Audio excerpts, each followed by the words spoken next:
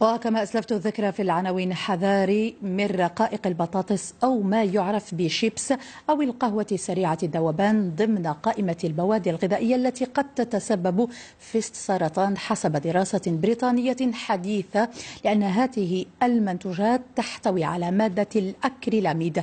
عندما يتعرض منتوج غذائي ما لدرجة حرارة مرتفعة جدا حتى الاحتراق تبرز هذه المادة. الروبورتاج جليل بن فتان وحميدة مربوح.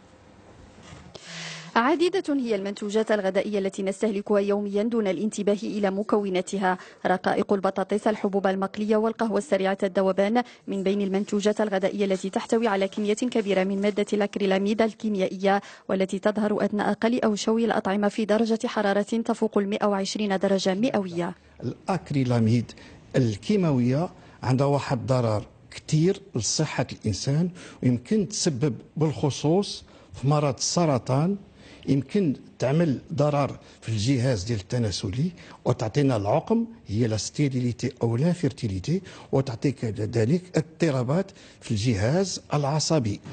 وكالة المعايير الغذائية البريطانية أثبتت حسب دراسة سنوية أنجزتها لأزيد من 240 منتوجا غذائيا أثبتت وجود معدلات مرتفعة من هذه المادة الكيميائية في 13 منتوجا. كما أكدت أيضا على أن الإفراط في استهلاكها قد يسبب على المدى البعيد مشاكل صحية. الشيبس فيه كثير هذه المادة، البطاطا اللي مقلية بزاف بالخصوص اللي تقرملات ولا محمرة، ثانيين هذوك اللحوم كلها اللي تنعملوها على الفخر، تنعملوها في الكريات وتنخليوها طيب تتولي كحله، ما تبقاش غير حمراء. هذاك هي الماده الاكريلاميد. ومن ناحيه الخبز الناس تستعمل بزاف لو بان غريي، خاصنا هذاك لو بان غريي ما يكونش تماما حمر بزاف ويمشي للكحوليه. راه هذيك الكحوليه ديال البان غريي ولا حتى ديال الفقاس وهاد الحلويات اللي كارمه بزاف، هذيك الكحوليه هي ماده الاكريلاميد.